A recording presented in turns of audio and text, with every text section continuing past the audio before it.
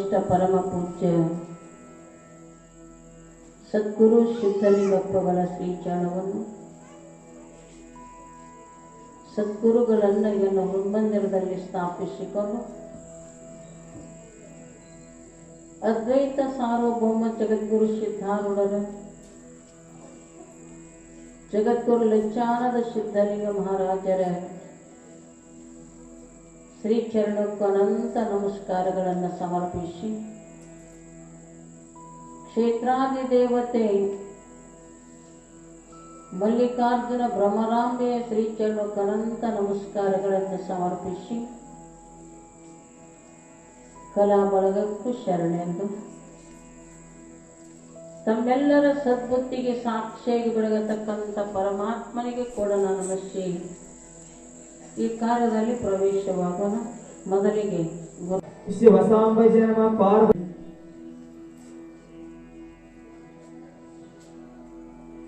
ಅವ್ರಿಗೊಂದು ಮೈಕ್ ಕೊಟ್ಬಿಡ್ರಿ. ಇನ್ನೊಮ್ಮೆ ಸದ್ಗುರುಗಳನ್ನ ಸ್ಮರಿಸಿಕೊಂಡು ಈ ಕಾರ್ಯದಲ್ಲಿ ಪ್ರವೇಶವಾಗೋಣ. ನಿನ್ನಿನ ದಿನ ಈ ಪುರಾಣ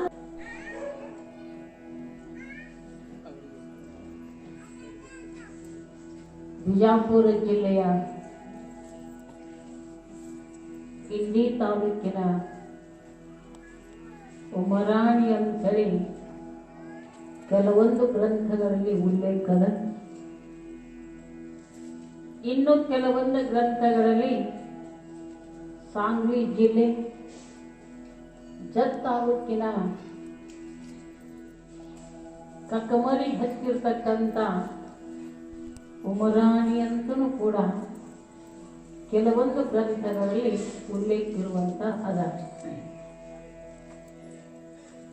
ಈ ಉಮರಾಣಿಯಲ್ಲಿ ಅವರ ಮಣಿತನ, ಅವರ ವಸ್ತುಗಳು ಸಿಕ್ಕವಂತನು ಕೂಡ ಉಲ್ಲೇಖಗಳದಾವೆ. ಆ ಉಮರಾಣಿಯಲ್ಲಿ ಕೂಡ ಕೆಲವೊಂದು ವಸ್ತುಗಳು ದಾನಮ್ಮನೋ ಈ ವಸ್ತುಗಳು ಅಂತೇಳಿ ಅಲ್ಲಿ ಕೂಡ ಉಲ್ಲೇಖ ಇರುವಂತವ ಅದಾವೆ. ಇರಲಿ, ಪರಂತು ನಮಗೆ ಬೇಕಾಗಿರುವುದು ಏನು ಅಂತ ಕೇಳಿದ್ರೆ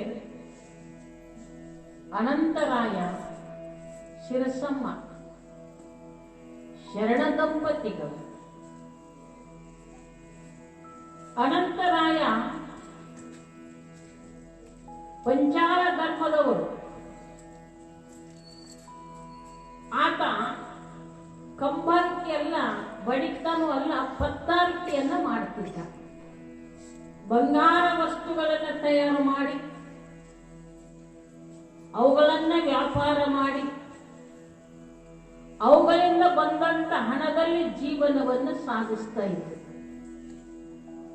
ಅವರ ಪ್ರಪಂಚ ಹೆಂಗಿತ್ತು ಅಂತಂದ್ರೆ ಧರ್ಮ ಸಮೇತ, ಕಾಯಕ ಸಮೇತ, ನೀತಿ ಸಮೇತವಾಗಿರ್ತಕ್ಕಂಥ ಪ್ರಪಂಚ. ಅವಾಗಿನ ಶರಣ ಸಂತರಾಗಲಿ ಕಾಯಕ ನಿಷ್ಠರು. ಅನ್ನ ಬಸವಣ್ಣವರು ಕಾಯಕವೇ ಕೈಲಾಸ ಅಂತ ಹೇಳಿದರು. ದುಡಿದು ತಿನ್ನಬೇಕು, ಇನ್ನೊಬ್ಬರಿಗೆ ಹೊರೆಯಾಗಿ ಬದುಕಬಾರದು, ದುಡಿಮೆಯಲ್ಲಿ ಭಗವಂತನನ್ನ ಕಾಣಬೇಕು. ಅದಕ್ಕೆ ಅನ್ನ ಬಸವಣ್ಣವರು ಹೇಳಿದರು, ಕಾಯಕದಲ್ಲಿ ನಿರತನಾದರೆ ಗುರು ಮುಂದಿದ್ದರೂ ಹಂಗು ಹರಿಯಬೇಕು, ಕಾಯಕದಲ್ಲಿ ನಿರತನಾದರೆ ಲಿಂಗ ಮುಂದಿದ್ದರೂ ಹಂಗು ಹರಿಯಬೇಕು, ಕಾಯಕದಲ್ಲಿ ನಿರತನಾದರೆ ಜಂಗಮ ಹಂಗು ಮುಂದಿದ್ದರೂ ಹಂಗು ಹರಿಯಬೇಕು. ನೋಡ, ಯಾವ ವ್ಯಕ್ತಿ ಕಾಯಕದಲ್ಲಿ ತನ್ಮಯನಾಗಿದ್ದನೋ, ಯಾವ ವ್ಯಕ್ತಿ ತನ್ನ ಜೀವನಕ್ಕೆ ಆತ ದುಡಿತಾ ಇದ್ದನೋ, ಆತ ಗುರು ಬಂದ ಮುಂದೆ ನಿಂತನನ್ನು ಕಾಯಕ ಬಿಡಬಾರದು. ಆ ಕಾಯಕವನ್ನೇ ಮಾಡಿ ಅವರು ಜೀವನವನ್ನು ಸಾಗಿಸಿದರು. ಲಿಂಗ ಪೂಜಾದ ಲಿಂಗನೇ ಮುಂದೆ ಬಂದು ನಿಂತದನ್ನು ಕೂಡ ತನ್ನ ಕಾಯಕವನ್ನ ಮಾಡಿ ಲಿಂಗಾರ್ಚೆಯನ್ನೇ ಮಾಡಿಕೊಳ್ಬೇಕು. ಜಂಗಮ ಬಂದ ಮುಂದೆ ನಿಂತಾನಂದ್ರೂ ಕೂಡ ಕಾಯಕದಲ್ಲಿ ತನ್ಮಯ ಆಗಬೇಕು. ಕಾಯಕ ಅಂದ್ರೆ ದುಡಿಮೆ. 8 ತಾಸು ಭಗವಂತ ಒಂದು ದಿನದಲ್ಲಿ 24 ತಾಸುಗಳು, 24 ತಾಸಿನಲ್ಲಿ 8 ತಾಸು ಕೆಲಸ ಮಾಡಬೇಕು, 8 ತಾಸು ನಿದ್ರೆ ಮಾಡಬೇಕು, 8 ತಾಸು ಭಗವಂತನ ಚಿಂತನವನ್ನ ಮಾಡಬೇಕು. ಸೌಡ ಇಲ್ಲ, ಹೌದಾ? 8 ತಾಸಲ್ಲಿ 8 ನಿಮಿಷ ನಿಲ್ಲಕ್ಕ ಸೌಡೆ. ಅದಕ್ಕೆ ಪ್ರತಿಯೊಬ್ಬ ಮನುಷ್ಯ ಒಂದು ದಿನದಲ್ಲಿ 3 ಕೆಲಸ ಮಾಡ್ಬೇಕಂತ. ನಮ್ಮ ಹೊರಗಡದವ್ರಿ ಮತ್ತೆ ನೀವೇನ್ ಹೇಳ್ತೀರಂತೀರಿ ನನಗೆ. ಒಂದು ಕೆಲಸ ಅಲ್ಲ, 3 ಕೆಲಸ. ಪ್ರತಿಯೊಬ್ಬ ಮನುಷ್ಯ ದಿನ 3 ಕೆಲಸ ಮಾಡಬೇಕು. ಏನು ಮಾಡಬೇಕು? ಬೆಳಗಿನ ಜಾವದಲ್ಲಿ ಎದ್ದು 8 ಗಂಟೆ ಕಾಲ ಮತ್ತು ಬೆಳಗಿನ ಜಾವ ಅಂದಾಗ ಕೋಳಿ ಕೂಗದ ಮುನ್ನ ಎದ್ದು ದಯಾಳು ದೇವನನ್ನು ನೆನೆದರೆ ಆಡಿ ನಾಳಾಗುವನು ಸರ್ವಜ್ಞ.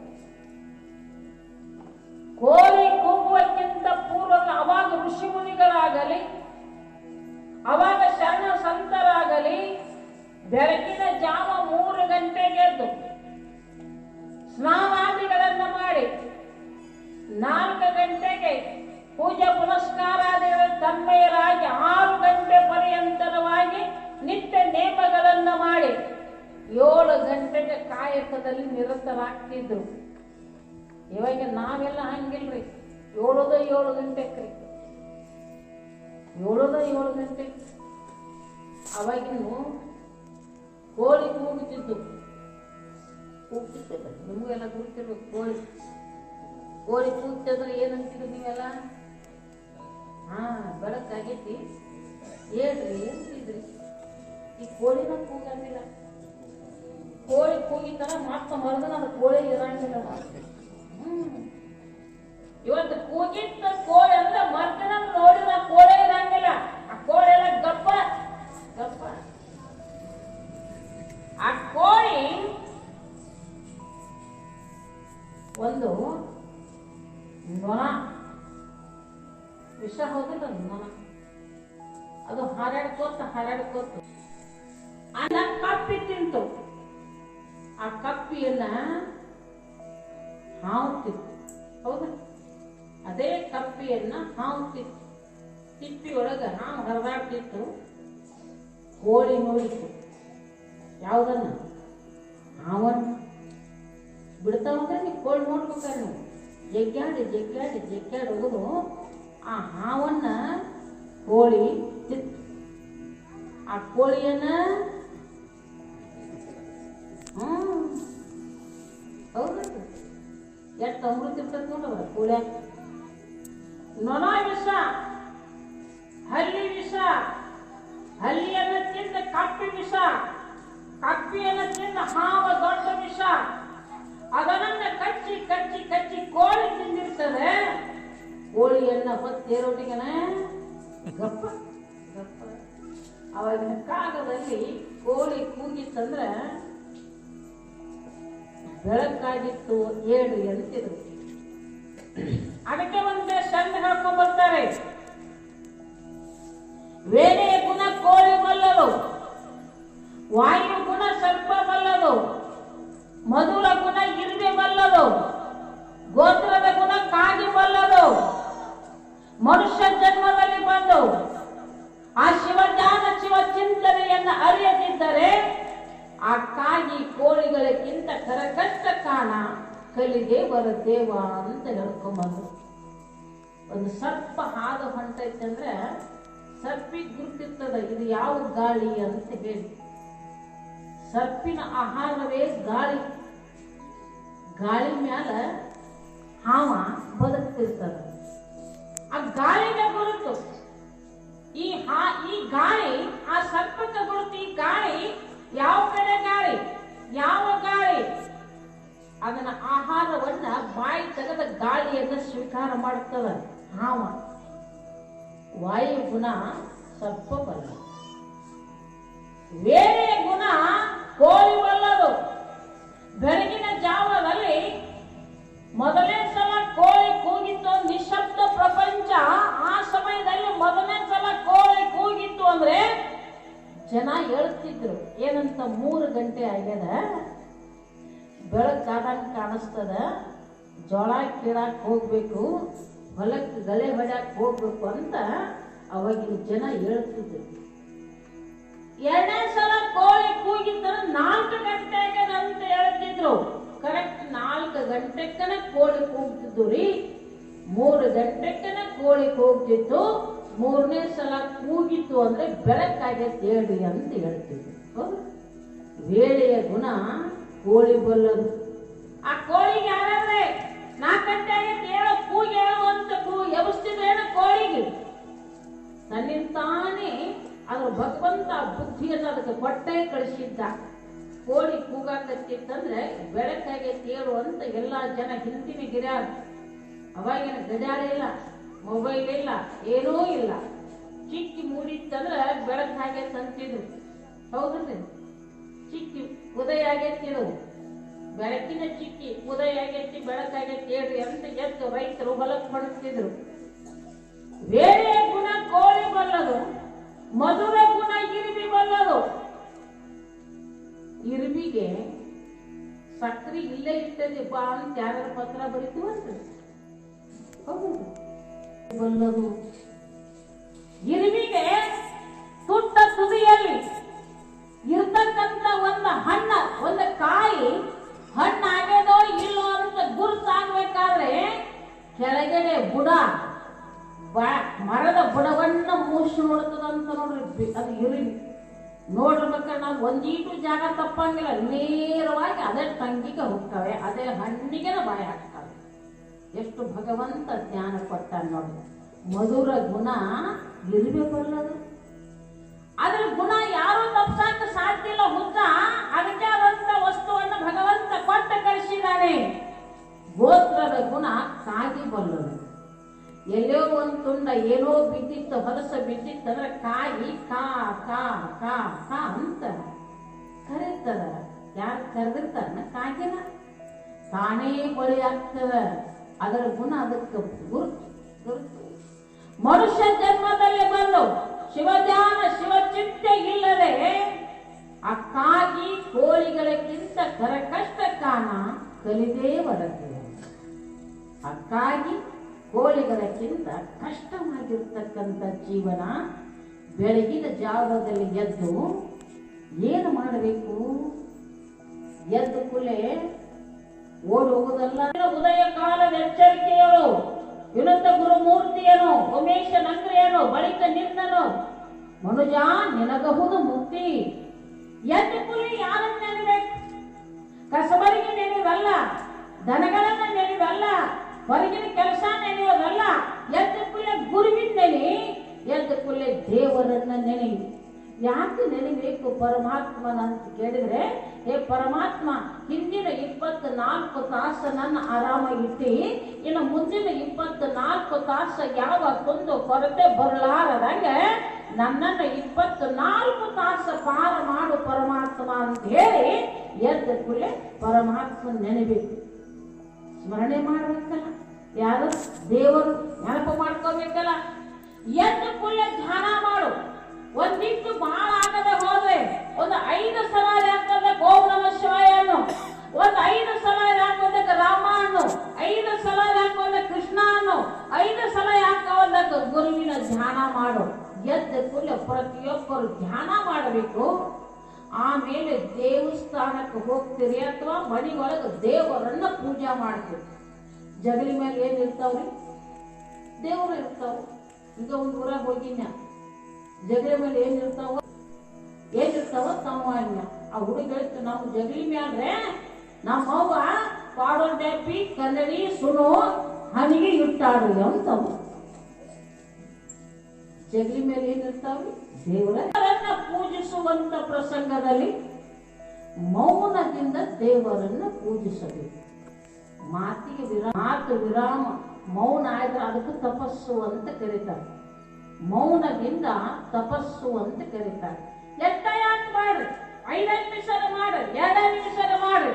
ದೇವರ ಪೂಜೆ ಮಾಡುವಾಗ ಗುಣು ಗುಣು ಗುಣು ಗುಣು ಗುಣು ಮಂದಿರು ಬೇಕು ಅಂತ, ಅವ್ರನ್ನ ಇವ್ರನ್ನ ಬೇಕು ಅಂತ, ಮಕ್ಕಳ ಬೇಕು ಅಂತ, ಗಂಡನ ಬೇಕು ಅಂತ, ಗಂಟಿನ ಹ್ಯಾಂತಿನ ಬೇಕು ಅಂತ ನೋಡ್ಬೇಕು. ಕೂತ್ಕೊಂಡು ಹಿಡಿದಿರ್ತಾರ, ಗಂಟಿ ಬರ್ತಿರ್ತಾರ, ದೌಡು ಕೆಲ್ಸಕ್ಕೆ ಹೋಗ್ಬೇಕು, ಹೊರಗೆ ಹೋಗ್ಬೇಕು, ಯಾರು ಬಂದಾರ ನೋಡು, ಚಾ ಮಾಡ್ತೀವಿ ನಾವು, ನಾಟಕ ಏನ್ ಮಾಡ್ತೀವಿ ಅನ್ಕೋತ ಗಂಡು ಮಕ್ಳು ಗಂಟಿ ಬಾರಿಸ್ತಿರ್ತಾರ. ಹೆಣ್ಮಕ್ಳು ಒಲಿ ಮೇಲೆ ಏನಿಟ್ಟೇನು ಉಂಕಟ್ಟಿತ್ತು ನೋಡಕ್ಕ ನೀನ ದಿಕ್ಕಾರಿ ಗಂಡನ ಬೇಕು ಅಂತ ಅವ್ರು ಗಂಟೆ ಬಾರಿಸ್ತಿರ್ತಾರೆ. ದೇವರನ್ನ ಪೂಜಿಸುವಂತ ಪ್ರಸಂಗದಲ್ಲಿ ಕೇವಲ ಒಂದಿಷ್ಟು ಮೌನ ಆಗಬೇಕು, ನಾಮಸ್ಮರಣೆ, ಮನಸ್ಸು ನಿಗ್ರಹ ಆಗಬೇಕು. ಮೌನದಿಂದ ಒಂದಿಷ್ಟು ದೇವರನ್ನ ಧ್ಯಾನ ಮಾಡ್ತಾ ಮನಸ್ಸಿಗೆ ನೆಮ್ಮದಿಯನ್ನು ಕೊಡುವಂತವನಾಗು. ಹಾಗೆ ಪರಮಾತ್ಮನ ಪೂಜಿಸುವಂತ ಪ್ರಸಂಗದಲ್ಲಿ ಮೌನದಿಂದ ಮಾಡು. ಇನ್ನೊಂದು ಕೆಲಸ, ಗೃಹಸ್ಥನ ಧರ್ಮ ಏನು ಅಂತ ಕೇಳಿದ್ರೆ ಒಂದಿಷ್ಟು ಅವತ್ತ ದಾನ ಆಗ್ಬೇಕು. ಒಂದು ಮುಟ್ಟಿಗೆ ಇಟ್ಟರೆ, ಒಂದು ಮುಟ್ಟಿಗೆ ಜೋಳರೆ, ಚೆನ್ನಾಗಿ ಜೀವನ. ಬೆಳಗಿನ ಜಾವದಲ್ಲೇ ಅದು ಪರಮಾತ್ಮನ ಧ್ಯಾನ ಚಿಂತನದಲ್ಲಿ ಕಾಲಹರಣ ಮಾಡಿ ಆ ತಾಯಿ ಗೃಹಿಣಿ ಮಡಿ ಒಳಗಡೆ ಕೆಲಸ ಕಾರ್ಯದಲ್ಲಿ ತನ್ಮಯ ಆಗ್ತಿದ್ದು, ಮನೆಗೆ ಯಾರಾದರೂ ಅತಿಥಿಗಳ ಬಂದ್ರು ಅಂತಂದ್ರೆ ಅವರ ಪ್ರಸಾದ ಮಾಡಿಸೋದು ಆಕೆಯ ಒಂದು ಕಾಯಕ. ಅವಾಗಿನ ಕಾಲದಲ್ಲಿ ಬಹಳ ಭಿಕ್ಷುಕರು ಇರ್ತಿದ್ರು. ಈ ಹುಡುಕಾಡಿದ್ರೆ ಶಿವದಲ್ಲಿ ಸಿಗ್ತಾರಲ್ಲ, ಯಾರು ಬರುದ್ರಿ? ಈಗ ಯಾಕೆ ಬರುದಿಲ್ಲ? ದೊಡ್ಡ ಮನಿ ಕಟ್ಟಿರ್ತಾರ, ಒಂದು ದೊಡ್ಡ ಮನಿ. ನಮ್ಮ ಶಿರಸಂಬಳ ಪ್ರಪಂಚದಲ್ಲಿ ಕಾಯಕ ಮಾಡಿ ತಂದಂತ ಕಾಯಕದಲ್ಲಿ ನಿತ್ಯ ಪ್ರಸಾದ ಒಬ್ಬ ಜಂಗಮನಿಗಾಗಲಿ, ಒಬ್ಬ ಅತಿಥಿಗಳಿಗಾಗಲಿ, ಒಬ್ಬ ಭಿಕ್ಷುಕನಿಗಾಗಲಿ ನಿತ್ಯ ದಾನವನ್ನು ಮಾಡತಕ್ಕಂತ ಅವರ ಪ್ರಪಂಚದ ಒಂದು ಧರ್ಮ. ಆದ್ರೆ ಭಗವಂತ ಎಲ್ಲವನ್ನ ಕೊಟ್ಟಾನಂದ್ರೂ ಕೂಡ ಒಂದನ್ನ ಏನಾದರೂ ಕೊರತೆ ಇಟ್ಟೇ ಇಟ್ಟಿರ್ತಾನೆ. ಪ್ರತಿಯೊಬ್ಬರು ನೋಡ್ಬೇಕಾದ್ರೆ ಸುಖದಿಂದ ಅಧೀನಂದ್ರೂ ಕೂಡ ಏನೋ ಒಂಥರ ಮನುಷ್ಯನೊಳಗಡೆ ಕಷ್ಟ ಇಟ್ಟೇ ಇರ್ತಾನೆ. ಕೋರಿಕೆ ಮಾತ್ರ ಕೇಳಬೇಕು, ಹೆಂಗದರಿ? ಆರಾಮದೀವಿ. ಮತ್ತೊಂದಿಷ್ಟು ಮಾತಾಡ್ತಾ ಆರಾಮದಿನ ಎಲ್ಲ ಏನ? ಸಾಸ್ವಿಯತ್ತ ಸುಖಕ್ಕೆ ಸಾಗರದಷ್ಟು ದುಃಖ ನೋಡಿ. ಪ್ರಪಂಚದಲ್ಲಿ ಎಷ್ಟು ಸುಖ ಐತಂದ್ರಿ, ಅಕ್ಕ ಮಹಾದೇವ್ ಹೇಳ್ತಾರೆ, ಎಷ್ಟು ಸುಖ ಐತಿ ಗುಡ್ಡದಂತ ಹೇಳಿಲ್ಲಕ್ಕೆ. ಸಾಸ್ವಿ ಎಷ್ಟು ಸುಖ. ಸಾಸ್ವಿ ಕಾಳು ಬಹಳ ದೊಡ್ಡ ಇರ್ತಾವ್ರಿ, ಕಡ್ಲಿಕಾಳು ಕಡ್ಲಿಕಾಳು ದೊಡ್ಡ ಹೋದ್ರೆ ಸಾಸ್ವಿ ಕಾಳು ಇಷ್ಟೇ ಸುಖ. ಎಷ್ಟೈತಿ ಪ್ರಪಂಚದಲ್ಲಿ? ಸಾಸ್ವಿ ಎತ್ತ ಸುಖಕ್ಕೆ ದುಃಖ ಸಾಗರದಷ್ಟು ದುಃಖ, ಸಮುದ್ರದಷ್ಟು ದುಃಖ. ಸಾಗರ ಅಂದ್ರೆ ಸಮುದ್ರ. ಸಾಸ್ವಿ ಕಾಲಿನಷ್ಟು ಸುಖವನ್ನ ಇಡೀ ಸಮುದ್ರದಾಗ ಒಗದು ಹುಡುಕ್ಯಾಡಕ್ ಹತ್ತಿರ ಎಷ್ಟು ಸಿಕ್ಕಿತ್ರಿ, ಎಷ್ಟು ಸಿಕ್ಕಿತ್ತು. ದುಃಖಮಯವಾಗಿರ್ತಕ್ಕಂಥ ಈ ಪ್ರಪಂಚ ಅದನ್ನು ಸುಖಮಯವಾಗಿ ಮಾಡ್ಕೋಬೇಕಾಗಿತ್ತು ಅಂದ್ರೆ ಗಂಡ ಹೆಂಡತಿ ಮನಸ್ಸು ಒಂದೇ ತೆರನಾಗಿ ಇತ್ತು ಅಂದ್ರೆ ಎಷ್ಟೇ ಕಷ್ಟಗಳು ಬಂದ್ರೂ ಕೂಡ ಆ ಕಷ್ಟಗಳಲ್ಲಿ ಸುಖವನ್ನ ಸಿಗುವಂತದಾಗ್ತದೆ. ಆದ್ರೆ ಅನಂತರಾಯ ಶಿರಸಮ್ಮನಿಗೆ ಕೂಡ ಭಗವಂತ ತಕ್ಕ ಮಟ್ಟಿಗೆ ಕೊಟ್ಟಿದ್ದಾನೆ. ಕಾಯಕದಿಂದ ಬರ್ತಿತ್ತು, ಜೀವನ ಒಳ್ಳೆ ರೀತಿಯಿಂದ ಸಾಗುತ್ತಿತ್ತು. ದಿನನಿತ್ಯ ಅದೇ ಗ್ರಾಮದಲ್ಲಿರ್ತಕ್ಕಂಥ ವೀರ ಮಲ್ಲಯ್ಯನ ಗುಡಿ, ವೀರ ಮಲ್ಲಯ್ಯನ ದೇವಸ್ಥಾನ. ನಿತ್ಯ ಆ ದೇವಸ್ಥಾನಕ್ಕೆ ಬೆಳಗಿನ ಜಾವ 5 ಗಂಟೆಗೆ ದೇವಸ್ಥಾನಕ್ಕೆ ಹೋಗಿ ದೇವರನ್ನ ಪೂಜಿಸಿ 101 ಪತ್ರಿಯನ್ನು ಏರಿಸಿ ನಿತ್ಯ ತಿರುಗಿ ಮನೆಗೆ ಬರ್ತಾ ಇದ್ರು. ಇಷ್ಟೊಂದು ಭಗವಂತನ ಮೇಲೆ ಭಕ್ತಿ. ಅವರಿಬ್ಬರು ಶರಣ ದಂಪತಿಗಳು, 3 ಜನ ಅಂತಿದ್ರು. ಎಷ್ಟು ಭಕ್ತಿ ಮಾಡ್ತಾರ ಅನ್ನೋರಲ್ಲ, ಅನ್ನಂಗಿಲ್ಲ. ಎಷ್ಟು ದುಡ್ಕೋತಾರ ದೇವರಿಗೆ. ಕರೆ ದೇವ್ರ ಮಕ್ಕಳನ್ನ ಕಟ್ಟಿಲ್ಲ ವಾಯಿ ಹೋಗ್ತಾರ ಅನ್ನೋದಿಲ್ಲ. ಅನ್ನೋರ್ ಬಾಯಿ ಮುಚ್ಚಾಕ್ ಬರ್ತೈತೆ ಅಂದ್ರೆ ನೀವು ಅದ್ರಾಗ ನಿಂದ ಆಡೋರಂತೂ ನಾವು ಹೆಂಗಿದ್ರು ಒಂದು ಅನ್ನವ್ರೆ ಭಾಳ ಶತದ ಹೊಂಟಾನ ಅಂದ್ರೆ ಎಷ್ಟು ಸೊಕ್ಕ ಮಾಡ್ತೀವಿ ಈ ಮಗ್ಗ ಅಂತಾರೆ. ಏನು ಇಕ್ಕಿಗೆ ಬಂದೈತೆ ದೌಡಿಕೆ, ಕೈಯಾಗ ಬಡಿ ಏನು, ಕೊಳ್ಳಾಗ ಸರ ಏನು, ದೊಡ್ಡ ಸೀರೆ ಏನು, ಇಕ್ಕಿಗೆ ಬಂದೈತೆ ಏನು ದೌಡಿಕೆ, ನಮ್ಗೆ ನಿಲ್ಲೋಣ ಅಂತಾರೆ. ಭಾಳ ಶತದ ನಡುವೆ ಏನು ಸೊಕ್ಕೆಟ್ಟು ಬಂದಿರ್ತವ ಅಂತಾರೆ. ಸ್ವಲ್ಪ ಬೈಕ್ ನಡ್ರಿ, ಬೈಕ್ಯಾನ ಹೆಂಗ್ ನೋಡಿ ಎಲ್ಲ ಕಳ್ಕೊಂಡ ಬೈಕ್ಯಾನ ಹೆಂಗ್ ನೋಡಂತ. ಏನ್ ಹೆಂಗಿದ್ರು ಒಂಥರ ಜನ ಅನ್ನವ್ರೆ.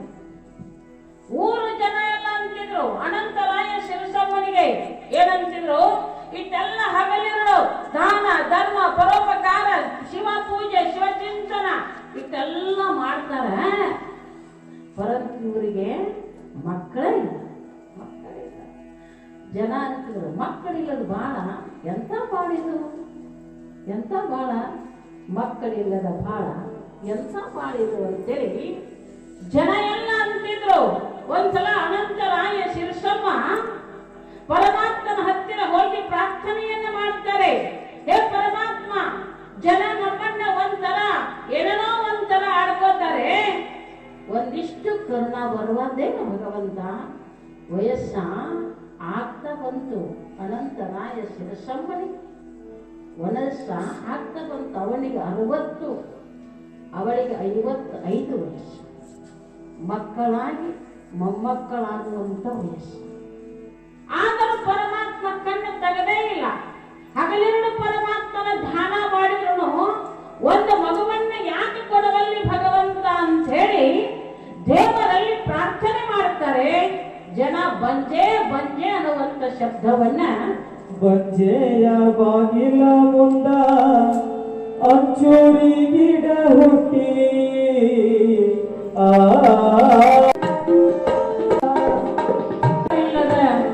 ಬಾಲ್ಯಗಾತರ ಜನ್ಮ ಹಾಸುಂಡ ಬೀಸಿ ಒಗೆದಾನ.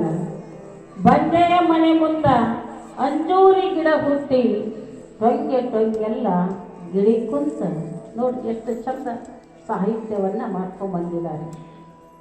ಬಂಜೆಯ ಮನೆ ಮುಂದ ಅಂಜೂರಿ ಗಿಡ ಹುಟ್ಟಿ. ಅಂಜೂರಿ ಗಿಡ ನೀವೆಲ್ಲ ನೋಡಿರ್ಬೇಕು. ಅದಕ್ಕೆ ಕೆಳ ಹಿಡ್ಕೊಂಡು ತುಟ್ಟ ತುದಿತನ ಕಾಯಿ ಆಗಿರ್ತದೆ. ಹತ್ತಿ ಮರ ಆಗಂಗಿಲ್ಲ. ಹತ್ತಿ ಮರನು ಕೂಡ ಕೆಳಗಡೆ ಬುಡ ಹಿಡ್ಕೊಂಡು ತುಟ್ಟ ತುದಿತನ ಕಾಯಿ ಆಗಿರ್ತದೆ. ಜನಪದ ಸಾಹಿತ್ಯಗಾರ ಹೇಳುತ್ತಾನೆ, ಬಂಜೆಯ ಮನೆ ಮುಂದೆ ಅಂಜೂರಿ ಗಿಡ ಅದೆ, ಪರಂತು ಅಂಜೂರಿ ಗಿಡ ಟೊಂಗೆಲ್ಲ ಹಣ್ಣಾಗ್ಯದ, ಅದನ್ನ ತಿನ್ನಾಕ ಗಿಳಿನೇ ಇಲ್ಲ. ಬಂಜೆಯ ಮನೆ ಒಳಗೆ ಬಂಗಾರದ ಒಳಕ್ಕಲ್ಲ, ಬಂದ ಕೊಟ್ಟಾಕ ಸೊಸಿಗಿಲ್ಲ. ಆಕೆ ಮನೆ ಒಳಗ ಬಂಗಾರದ ಒಳಕಲ್ಲದ, ಬಂದ ಕೊಟ್ಟಾಕ ಸೊಸಿಗಿಲ್ಲ ಅಂದ್ರೆ ಜೀವನ ವ್ಯರ್ಥ. ಹಾಗೆ ಮಕ್ಕಳಿಲ್ಲದಿರ್ತಕ್ಕಂಥ ಜೀವನವನ್ನ ನೆನೆಸ್ಕೊಳ್ಳಿಕ್ಕೆ ಜನ ಏನೇನೋ ಅಂತಿದ್ರು. ಅಲ್ಲ, ಇವರು ದೇವರ ಪೂಜಾ ಧ್ಯಾನ ಮಾಡುವುದನ್ನ ಕಂಡ ಮಲ್ಲಯ್ಯ ಏನಾದ್ರೂ ಒಂದು ಕೊಡಬಾರದೇನೋ ಅಂತ ಹೇಳಿ ಜನ ಅಂತಿದ್ರು. ಒಂದು ದಿನ ಅನಂತರಾಯ ಶಿರಸಮ್ಮ ವೀರ ಮಲ್ಲಯ್ಯನ ಮುಂದೆ ಕೈ ಮುಗಿದು ಹೇಳ್ತಾರೆ, ಹೇ ಪರಮಾತ್ಮ,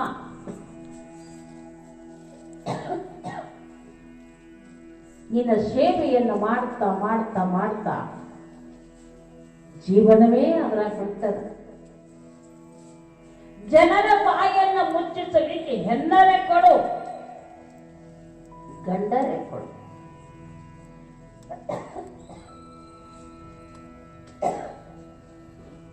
ಇದ ಮಗು ಅಂತಲ್ಲ,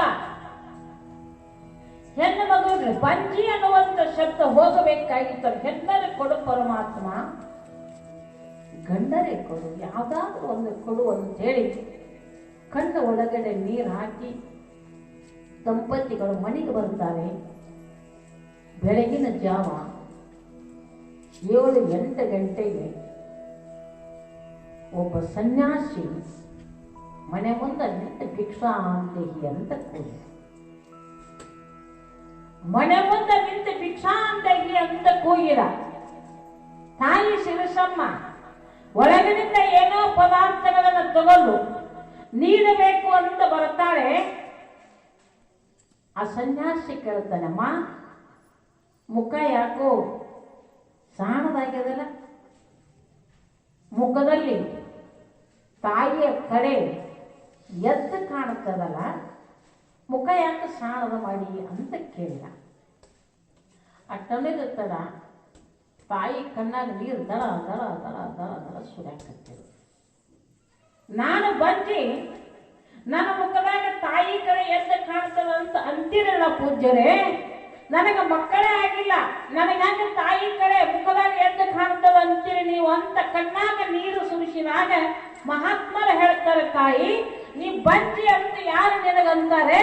ನಿನಗೊಬ್ಬಕ್ಕಿ ಜಗತ್ತಿನ ಸಾಕಿ ಸಲುವತಕ್ಕಂಥ ಜಗಜ್ಜನನಿ ಪಾರ್ವತಿ ರೂಪ, ಪಾರ್ವತಿಯ ಪರ ಅವತಾರ ನಿನ್ನ ಗರ್ಭದಿಂದ ಉದಿಸಿ ಭೂಲೋಕಕ್ಕೆ ಬರುತ್ತಾರೆ. ಜಗತ್ತನ್ನ ಉದ್ಧಾರ ಮಾಡತಕ್ಕಂಥ ಒಬ್ಬ ಮಗಳು ಹುಟ್ಟುತ್ತಾರೆ. ಯಾಕೆ ಕಣ್ಣಾಗ ನೀರು ಹಾಕ್ತಿ ಅಂತ ಮಹತ್ವ ಹೇಳ್ತಾನೆ. ಯಾಕೆ ಕಣ್ಣಾಗ ನೀರು ಹಾಕ್ತಿ ತಾಯಿ?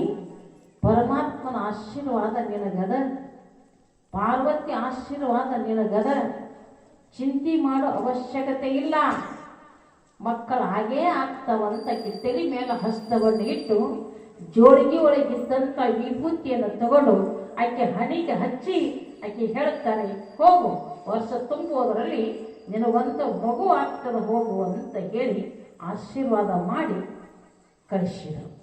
ತಾಯಿಗೆ ಸಂತೋಷನ ಆಯಿತು. ಆದರೂ ವಯಸ್ಸಾಗಿತ್ತಲ್ಲ, ಅದಂಗ ಏನು ಮಾತು ನಂಬಬೇಕು ಬಿಡಬೇಕು ಸಂಶಯ ಇರ್ತಾವ್ರಿ. ಒಬ್ಬ ದೊಡ್ಡ ಸಾಹುಕಾರ, ಊರಾಗೆಲ್ಲ ಸುತ್ತ ಹಳ್ಳಿ ಒಳಗೆ ಆತ ಸಾಹುಕಾರ. ಮದುವೆ ಆಗಿ 20 ವರ್ಷ ಆಗಿತ್ತು, ಮಕ್ಕಳು ಆಗಿದ್ದಿಲ್ಲ. ಎಲ್ಲ ದೇವರಾದು ಒತ್ತು ಬಿಡೋದಾಯ್ತು, ಅಡ್ಡ ಬಿಡೋದಾಯ್ತು, ಏನೆಲ್ಲ ನೋಡಂಗಿಲ್ಲ. ಬನ್ನಿ ಗಿಡ ಪೂಜೆ ಮಾಡೋರು ಹೋಗಿ ಬನ್ನಿ ಗಿಡ ಪೂಜೆ ಮಾಡ್ತಾರೆ, ಬೇವಿನ ಗಿಡ ಪೂಜೆ ಮಾಡೋ ಬೇವಿನ ಗಿಡ ಪೂಜೆ ಮಾಡ್ತಾರೆ, ಕರ್ಯಾಮ್ಗೆ ಹೋಗು ಮರ್ಯಾಮ್ಗೆ ಹೋಗು, ಅದನ್ನು ಮಾಡು ಇದನ್ನು ಮಾಡು. ಒಂದು ಎರಡು ದೇವರ, ನಾವು ದೇವ್ರುಗಳನ್ನು ಭಾಳ ಇರ್ತಾವೆ ನಮ್ಮ ದೇವ್ರು, ಒಂದು ಎರಡು ಎಲ್ಲ ದೇವರ ಮಾಡೋದ ಮಾಡೋದ ಮಾಡೋದ ಮಾಡೋದ ಮಾಡಿದ. ನಾರದ್ರು ಬಂದ್ರು ಸಂಚಾರ ಮಾಡಿಕೊಂಡು, ಹೆಣ್ಮಗಳು ಹೋಗಿ ನಾರದ್ರ ನಮಸ್ಕಾರ ಮಾಡಿದ್ರು. ಅಲ್ಲ, ಜಗತ್ತನ್ನ ಸಂಚಾರ ಮಾಡ್ಕೊಂತ ಹೋಗಿ ಪರಮಾತ್ಮನಿಗೆ ದಿನನಿತ್ಯ ಸುದ್ದಿ ಹೇಳ್ತಿ, ಭೂಲೋಕದಲ್ಲಿ ನಾನೊಬ್ಬಳು ಭಕ್ತನಿದ್ದೀನಿ, ನನ್ನ ಪ್ರಾರಬ್ಧ ಕರ್ಮದಲ್ಲಿ ಮಕ್ಕಳನ್ನೇ ಅದಾವಿಲ್ಲ ಅಂತ ಕೇಳ್ಕೊಂಡು ಬಾಬು ಭಗವಂತ ಅಂತ ಹೇಳಿದ್ರು. ವೈಕುಂಠಕ್ಕೆ ಹೋಗು, ವಿಷ್ಣು ಪರಮಾತ್ಮನ ಕೇಳ್ಕೊಂಡು ಬಾ. ಯಾಕೆ ದಿನ ಅದ್ರ ಚಿಂತೆ ಮಾಡಿ ಮಾಡಿ ಮಾಡಿ ಮಾಡಿ ಮಾಡಿ ಅದ್ರಾಗನ ಕೊರಗೋದಾಗ್ಯದ. ಕೊನೆ ಪಕ್ಷ ಮಕ್ಕಳನ್ನೇ ಅದಾವಿಲ್ಲ ಅಂತ ಗುರುತಬೇಕಲ್ಲ. ಡಾಕ್ಟ್ರಿಗೆ ತೋರಿಸಿ ತೋರಿಸಿ ತೋರಿಸಿ ಮ್ಯಾಲ ಸುಸ್ತಾಗಿ ಆಮೇಲೆ ಡಾಕ್ಟರ್ ಹೇಳ್ತಾನ, ಏನಂತ, ನಿಮಗೆ ಮಕ್ಕಳಾಗಂಗಿಲ್ಲ, ನಿಮ್ಮಲ್ಲಿ ದೋಷ ಐತಿ, ನಿನಗೆ ಗಂಡಗೆ ದೋಷ ಐತಿ, ನಿನಗೆ ದೋಷ ಐತಿ. ಆಮೇಲೆ ಹೇಳಿದ್ರಿ ಅದಕ್ಕೆ ಮಗಳು 3-4 ಲಕ್ಷ ರೂಪಾಯಿ ಆಗುತ್ತಾನ, ಅಕ್ಕಾವು ಅಕ್ಕಾವು ಅಕ್ಕಾವು ರೊಕ್ಕ ಹಾಕುದ ಹಾಕುದ ಹಾಕುದು. ಕೊನೆಗೆ ಹೇಳಿದ್ರಿ ಏನಂತ, ಆಗಂಗಿಲ್ಲ, ನೀವು ಹೊಟ್ಟೆಗೆ ದೋಷ ಐತಿ, 5 ಗಂಟೆ ಐತಿ 3 ಗಂಟೆ ಐತಿ ಹೇಳಿ ಆಮೇಲೆ ಕೈ ಬಿಡು. ಡಾಕ್ಟ್ರೇ ಹೆಂಗೆ ಹೇಳ್ತಾನೋ ಆಕೆ ಹೆಣ್ಮಗಳು ನಾರದ ಕೇಳಿದ್ರು. ವೈಕುಂಠಕ್ಕೆ ಹೋಗಿ ಪರಮಾತ್ಮನಲ್ಲಿ ಕೇಳು, ನನ್ನ ಹಣೆ ಬರದಲ್ಲಿ ಮಕ್ಕಳದಾವ ಇಲ್ಲೋ ಅಂತ ಕೇಳ್ಕೊಂಡು ಬಾ ಅಂತ ಹೇಳಿ ನಾರದರಿಗೆ ನಮಸ್ಕಾರ ಮಾಡಿ ಹೇಳಿದ್ದು. ಆಯ್ತು ತಾಯಿ ಅಂತ ನಾರದರು ಸಂಚಾರ ಮಾಡಿ ವೈಕುಂಠಕ್ಕೆ ಹೋದ. ಎಲ್ಲ ವಿಚಾರಗಳನ್ನು ಭಗವಂತ ಕೇಳುವಾಗ ಈ ವಿಚಾರವನ್ನು ನಾರದರು ಪರಮಾತ್ಮನಿಗೆ ಹೇಳಿದ, ವಿಷ್ಣು ಪರಮಾತ್ಮನಿಗೆ ಹೇಳಿದ. ಭೂಲೋಕದಲ್ಲಿ ಒಬ್ಬ ಭಕ್ತಳು, ನಿನ್ನ ಭಕ್ತಳವಳು, ಪರಂತು ಮದುವೆ ಆಗಿ ಬಹಳ ವರ್ಷ ಆಗ್ಯದ, ಆಕೆ ಪ್ರಾರಬ್ಧ ಹಣೆ ಬರಂತಲ್ಲ, ಹಣೆ ಬರದಲ್ಲಿ ಮಕ್ಕಳದಾವೋ ಇಲ್ಲೋ ಸ್ವಲ್ಪ ಹೇಳು ಪರಮಾತ್ಮ ಅಂದ. ಭಗವಂತ ವಿಚಾರ ಮಾಡಿ ಹೇಳಿದಂತೆ ಆಕೆ ಪ್ರಾರಬ್ಧ ಕರ್ಮದಲ್ಲಿ ಮಕ್ಕಳಿಲ್ಲ, ಮಕ್ಕಳ ಬಗ್ಗೆ ಚಿಂತೆ ಮಾಡಬೇಡ ಅಂತ ಹೇಳು, ಆಕೆಗೆ ಮಕ್ಕಳ ಆಗೋದಿಲ್ಲ ಅಂತ ವಿಷ್ಣು ಪರಮಾತ್ಮ ಹೇಳಿದ. ಸಂಚಾರ ಮಾಡ್ಕೊಂತ ಬಂದ ನಾರದ, ಆಕೆ ಹೆಣ್ಮಗಳು ನಿಂತಿದ್ದಲ್ಲ, ಎಂದು ಬರ್ತೇನೆ ಇಂದು ಬರ್ತಾನಂತ ಹೇಳ್ತಾ ನಿಂತಿದ್ದ. ಓಡಿ ಹೋಗಿ ನಮಸ್ಕಾರ ಮಾಡಿದ. ಹೇಳಿದ್ರು ಏನಂದ ಭಗವಂತ? ನಾರದ ಹೇಳಿದರು, ನೀನು ಹಣೆ ಬರೆದಾಗ ಮಕ್ಕಳಿಲ್ಲ ಅಂದಾಗ ಅದಕ್ಕೆ ಚಿಂತೆ ಮಾಡಬೇಡ, ಮಕ್ಕಳಾಗೋದಿಲ್ಲ. ಮಕ್ಕಳಾಗೋದಿಲ್ಲ ಅಂದ್ಮೇಲೆ ಹೆಣ್ಮಗಳಿಗೆ ಸ್ವತಃ ಪರಮಾತ್ಮನ ಮಕ್ಕಳಾಗೋದಿಲ್ಲ ಅಂದ ನನ್ನ ಮೇಲೆ ಅದ್ರ ಬಗ್ಗೆ ನಾ ಯಾಕೆ ವಿಚಾರ ಮಾಡಲಿ ಅಂತೇಳಿ ಆಕೆ ಮಕ್ಕಳ ವಿಚಾರವನ್ನು ತಲೆಯಾಗಿದ್ದು ತೆಗೆದ ಬಿಟ್ಲು. ಒಂದು ಕೆಲವೊಂದು ದಿನ ಕಚ್ಚಿತ್ತು. ಒಬ್ಬ ಮಹಾತ್ಮ ಸಂಚಾರ ಮಾಡ್ಕೊಂತ ಅವ್ರ ಮನೆಗೆ ಬಂದ. ಸಂಚಾರ ಮಾಡ್ಕೊಂತ ಅವ್ರ ಮನೆ ಮುಂದೆ ಬಂದ. ಭಿಕ್ಷಾಂದೇಕಿ ಅಂತ ಕೂಗಿದ. ಅಕ್ಕಿ ಹೆಣ್ಮಗಳು ಭಿಕ್ಷಾ ತಗೊಂಡು ನೀಡಬೇಕು ಅಂತ ಬಂದ. ಮಹಾತ್ಮರು ಕೇಳ್ತಾರೆ, ಏನವ ಮಕ್ಕಳಾಗಿಲ್ಲ ನಿನಗೆ? ಕಣ್ಣಾಗ ಮತ್ತೆ ಸಹಜ ನೋಡ್ರಿ, ಬಂಜೆ ಅಂತಂದ್ರೆ ಸಹಜ ಹೆಣ್ಮಕ್ಳಿಗೆ ಕಣ್ಣಾಗ ನೀರು ಒಂದು 2 ಹನಿ ಬಂದು, ಪೂಜ್ಯರೇ ನನಗೆ ಮಕ್ಕಳು ಆಗುವುದಿಲ್ಲ ಅಂತ ಹೇಳ್ಯಾರ, ಮಕ್ಕಳಿಲ್ಲ. ಅದೇನ ಮಕ್ಕಳಾಗುವುದಿಲ್ಲ ನಿನಗ? ಒಬ್ಬ ಮಗ ಹುಟ್ಟುತ್ತಾನೆ, ನಾ ಆಶೀರ್ವಾದ ಮಾಡ್ತೇನೆ ಅಂತೇಳಿ ಜೋಳಿಗೆ ಒಳಗಿಂದ ಒಂದು ಹಣ್ಣು ತೆಗೆದು ಕೊಟ್ಟವು ಮಹಾತ್ಮರು. ಹಣ್ಣು ತೆಗೆದು ಉಡೆ ಹಾಕವು, ಈ ಹಣ್ಣನ್ನು ಸ್ವೀಕಾರ ಮಾಡು, ವರ್ಷ ತುಂಬುವುದರಲ್ಲಿ ನಿನಗೊಬ್ಬ ಮಗ ಹುಟ್ಟುತ್ತಾನ ಅಂತೇಳಿ ಆ ಹಣ್ಣನ್ನು ಆಕೆ ಉಡಿ ಒಳಗೆ ಹಾಕಿ ಆಕೆಗೆ ಆಶೀರ್ವಾದ ಮಾಡಿ ಹೊಂಟು. ಆಕೆ ಹಣ್ಣು ಏನೋ ತಗೊಂಡ್ಲು. ಆಕೆ ಸಂಶಯ ಇರ್ತಾರೆ, ದೇವರ ಹೇಳ್ಯಾನ ಮಕ್ಕಳಾಗೋದಿಲ್ಲ ಅಂತೇಳಿ, ಈ ಸಾಧು ಕೊಟ್ಟದ್ದು ಏನಾಗೋದು ಅಂತೇಳಿ ಓದ್ ಜಗಲಿ ಮೇಲೆ ಇಟ್ಲು. ಮಗ್ಗಲ ಮನೆಗೆ ಹೋದ್ರೆ ಯಾರು ಹಾಕ್ತೀರ? ಮುದುಕಿ ಹಾಕ್ತೀರ? ಇರ್ತಾವಲ್ಲ ಜಗಳ ಹಚ್ಚು. ನಮ್ಮೂರಾಗ ಯಾವ ಇಲ್ರಿ, ಯಾಕಂದ್ರೆ ಬೇರೆ ಊರ ಕಡೆ ಸುದ್ದಿ ಹೇಳತ್ತೇನಿ. ಆ ಮುದುಕಿ ಹತ್ತಿರ ಹಾಕು, ಏ ಅಜ್ಜಿ ಅವು ಸಾಧು ಬಂದಿದ್ವಾ? ಏನಂದ ತಂಗಿ? ಆಕೆಂದು ಸಾಧು ಬಂದಿದ್ದ, ಒಂದು ಹಣ್ಣು ಕೊಟ್ಟಾನ. ಏನಂತ ಕೊಟ್ಟಾನೆ? ಏನಿಲ್ಲ, ನಿನ್ನ ಮಕ್ಕಳ ಅಕ್ಕವೇ ಈ ಹಣ್ಣನ್ನು ಸ್ವೀಕಾರ ಮಾಡಕ್ಕೆ ಕೊಟ್ಟಾನೆ. ಆ ಮುದುಕಿ ಯವ್ವಾ ಒಮ್ಮೆ ತಿನ್ಬ್ಯಾಡ,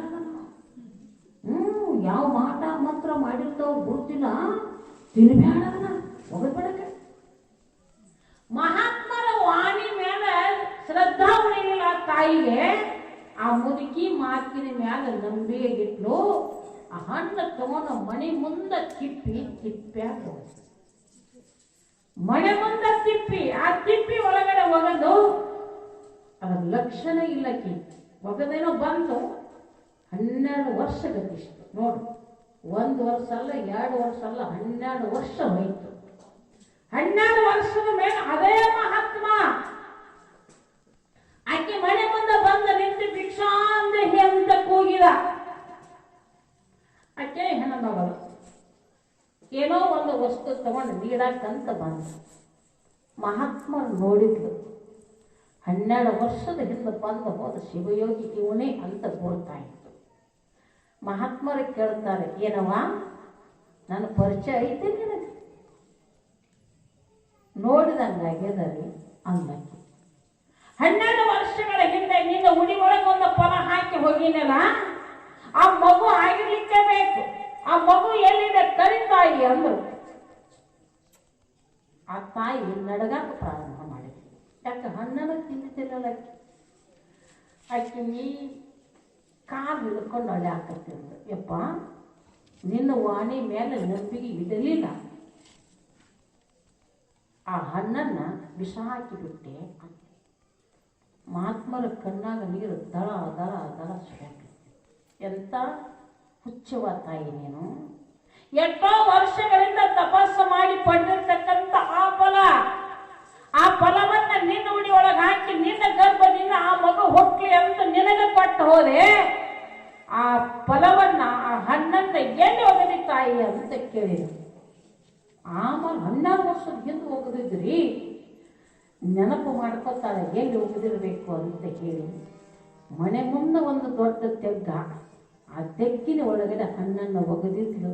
ಅದ್ರ ಮ್ಯಾಲ ಅಲ್ಲೇ ತಿಪ್ಪಿ ಹಾಕೋತ ಹಾಕೋತ ಹಾಕೋತ ಹಾಕೋತ ಆಮೇಲೆ ನೆನಪಾಗ್ತದ ಆ ತಾಯಿಗೆ, ಈ ಹಣ್ಣನ್ನ ಇದೇ ತೆಗ್ಗಿನೊಳಗಡೆ ಹಾಕಿದೆ, 12 ವರ್ಷಗಳ ಹಿಂದೆ ಇದರೊಳಗಡೆ ಒಗದೆ ಸ್ವಾಮಿ, ಅದರ ಮೇಲೆ ತಿಪ್ಪಿಯನ್ನು ಒಟ್ಟಿದ್ದಾರೆ ಅಂದ. ಮಹಾತ್ಮರು ಹೇಳ್ತಾರೆ, ಯವ್ವ ಊರ ಜನರನ್ನ ಕರೆಸು ತಾಯಿ, ತಿಪ್ಪಿ ಅಡ್ಡಂತ ಹೇಳು. ನೋಡ್ರಿ, ಪರಮಾತ್ಮ ಕೊಡದೇ ಇದ್ದದನ್ನ ಗುರು ಕೊಡ್ತಾನೆ. ಪರಮಾತ್ಮ ಮಾಡದಿರ್ತಕ್ಕಂಥ ಕೆಲಸವನ್ನ ಗುರು ಮಾಡ್ತಾನೆ. ಆ ತಿಪ್ಪಿಯನ್ನು ಹಡ್ಡಕ್ಕೆ ಹಚ್ತಾರೆ. ಊರ ಜನ ಎಲ್ಲ ಬಂದ ತಿಪ್ಪಿ ಹಡ್ಡಕ್ಕೆ ಹತ್ತಿರ 12 ಫೂಟ್ ಒಳಗಡೆ ತಿಪ್ಪಿ ಹಟ್ಟಿ ಹಟ್ಟಿ ಹಟ್ಟಿ ಹಟ್ಟಿ ಒಳಗಡೆ ತೆಗೆದಾಗ ಆ 12 ಫೂಟಿನ ಕೆಳಗಡೆ 12 ವರ್ಷದ ಮಗ ಘನಘೋರವಾಗಿ ತಪಸ್ಸು ಮಾಡ್ತಾ ಒಳಗಡೆ ಕೂತಿದ್ದಾನೆ. ಜ್ಞಾನ ನಿಂತ ಕರೀತಾರೆ ಗುರುಗಳು. ಏನಂತ ಕರೀತಾರೆ? ಹೇ ಗೋರಕ, ಎದ್ದ ಬಾರ ಮ್ಯಾಲ ಅಂತ ಕೂಗಿದ್ರು. ತಿಪ್ಪಿ ಒಳಗಿನ ಎದ್ದ ಬಂದ. ಅವನೇ ಗೋರಖನಾಥ. ಹಣ್ಣ ಕೊಟ್ಟವನೇ ಮಚ್ಚಂದ್ರನಾಥ. ಹಣ್ಣಿನ ಫಲವೇ ಗೋರಖನಾಥ. ಪರಮಾತ್ಮನ ಆಗದೆ ಇರು ಕೆಲಸ ಸದ್ಗುರುನಾಥ ಮಾಡುವಂತವನಾಗ್ತಾನೆ. ಶರಣ ದಂಪತಿಗಳ ಮನೆಗೆ ಸಾಧು ಬರ್ತಾನೆ, ಆಶೀರ್ವಾದ ಮಾಡ್ತಾನೆ. ವರ್ಷ ತುಂಬುವುದರಲ್ಲಿ ನಿನ್ನ ಗರ್ಭದಿಂದ ಪಾರ್ವತಿಯ ಪರ ಅವತಾರ ಆಗಿ ಒಂದು ಹೆಣ್ಣು ಮಗು ಹುಟ್ಟುತ್ತದೆ, ಚಿಂತೆ ಮಾಡಬೇಡ ಅಂತ ಹೇಳಿ ಆಕೆ ತಲೆ ಮ್ಯಾಲ ಹಸ್ತವನ್ನು ಇಟ್ಟು ಆಶೀರ್ವಾದ ಮಾಡಿ ಹೊಂಟು ಹೋಗುವಂಥವ್ರಾಗ್ತಾರೆ. ಸಾಯಂಕಾಲ ಸಮಯಕ್ಕೆ ಗಂಡ ಬರ್ತಾನೆ ಅನಂತರಾಯ. ಬಹಳ ಖುಷಿಯಿಂದ ಆ ತಾಯಿ ಹೇಳ್ತಾಳೆ ಗಂಡನಿಗೆ, ರೀ ಇವತ್ತೊಬ್ಬ ಸಾಧು ನಮ್ಮ ಮನೆಗೆ ಬಂದಿದ್ದ. ಏನಂತ ಹೇಳಿದ? ಏನಿಲ್ಲ, ವರ್ಷ ತುಂಬುವುದರಲ್ಲಿ ನಿನ್ನ ಗರ್ಭದಿಂದ ಒಂದು ಮಗು ಹುಟ್ಟುತ್ತದೆ. ಆ ಮಗು ಹುಟ್ಟಿದ ಮೇಲೆ ಜಗತ್ತಿನ ಪ್ರಖ್ಯಾತ ವ್ಯಕ್ತಿ ಆಗ್ತದ ಅಂತ ಹೇಳಿ ಆಶೀರ್ವಾದ ಮಾಡಿ ಹೋಗಿದ್ದಾರೆ ಅಂತೇಳಿ ಆ ತಾಯಿ ಗಂಡನಿಗೆ ಬಹಳಷ್ಟು ಸಂತೋಷದಿಂದ ಸುದ್ದಿಯನ್ನ ಹೇಳ್ತಾಳೆ. ಸಾಯಂಕಾಲ ಇಬ್ಬರಿಗೂ ಪ್ರಸಾದ ಮಾಡ್ತಾರೆ, ನಿದ್ರಾ ಪರವಶನಾಗ್ತಾರೆ, ಮಲ್ಕೋತಾರೆ. ಇಬ್ರು ಪರಮಾತ್ಮನ ಧ್ಯಾನ ಮಾಡ್ಕೊಂತ ಮಲ್ಕೋತಾರೆ. ರಾತ್ರಿ 12 ಗಂಟೆ ಸಮಯ ಆಗಿರ್ತದ. ಶರಣ ದಂಪತಿಗಳಿಗೆ ಕನಸು ಬೀಳ್ತವ. ನಿಮಗೇನಾದ್ರು ಬಿದ್ದಾವ? ಮತ್ತು ಬಿದ್ದಿರ್ತಾವ. ನಮಗ್ ಬೀಳಂಗಿಲ್ಲ ಕನಸು. 10 ಗಂಟೆ ಮಕ್ಕೊಂಡು ಕೂಡಲೇ ಬಿದ್ದು ಅಂದ್ರೆ 7 ತನ ಎಚ್ಚರ ಆಗೋದಿಲ್ಲ. ಕನಸೆಲ್ಲ ಹೊರಗಡೆ ಬಿದ್ದಿರ್ತಾವ. ಅವ್ರ ಮನೆ ಬೆಂಕಿ ಹಚ್ಚಿನಿ, ಇವ್ರ ಮನೆ ಬೆಂಕಿ ಹಚ್ಚಿನಿ, ಅದನ್ನ ಮಾಡೀನಿ, ಇದನ್ನು ಮಾಡೀನಿ, ಅಲ್ಲಿ ತುಡುಗು ಮಾಡೀನಿ, ಇಲ್ಲಿ ತುಡುಗು ಮಾಡೀನಿ. ಒಂದ ಎರಡು ನಮಗ್ ಕನಸುಗಳು ಹೊರಗಡೆ ಬಿದ್ದಿರ್ತಾವ. ನಮಗ್ ಕನಸಿನ ದೇವರು ಬರಂಗಿಲ್ಲ, ದೇವುಗಳು ಬರ್ತಾವ. ಅಷ್ಟೇ, ನಮಗಿಂತ ಕನಸುಗಳು ಅವೆಲ್ಲ. ವೀರ ಮಲ್ಲಯ್ಯ ಅವರಿಬ್ಬರ ಕನಸಿನೊಳಗೆ ಬಂದ. ಶರಣ ದಂಪತಿಗಳ ಕನಸಿನಲ್ಲಿ ವೀರ ಮಲ್ಲಯ್ಯ ಬರ್ತಾನೆ. ಬಂದ ಶರಣ ದಂಪತಿಗಳಿಗೆ ಹೇಳುತ್ತಾನೆ, ನಿಮ್ಮ ಇಬ್ಬರ ಗರ್ಭದಲ್ಲಿ ಪಾರ್ವತಿ ಅವತಾರ ಆಗ್ತದೆ. ಆದರೆ ಹುಟ್ಟಿದ ಕ್ಷಣದಲ್ಲಿ, ಆ ಮಗು ಹುಟ್ಟಿದ ಕ್ಷಣದಲ್ಲಿ ಮೊಲೆಯನ್ನ ಕುಡಿಯೋದಿಲ್ಲ. ಅದಕ್ಕೆ ಲಿಂಗ ದೀಕ್ಷೆ ಕೊಡಬೇಕು.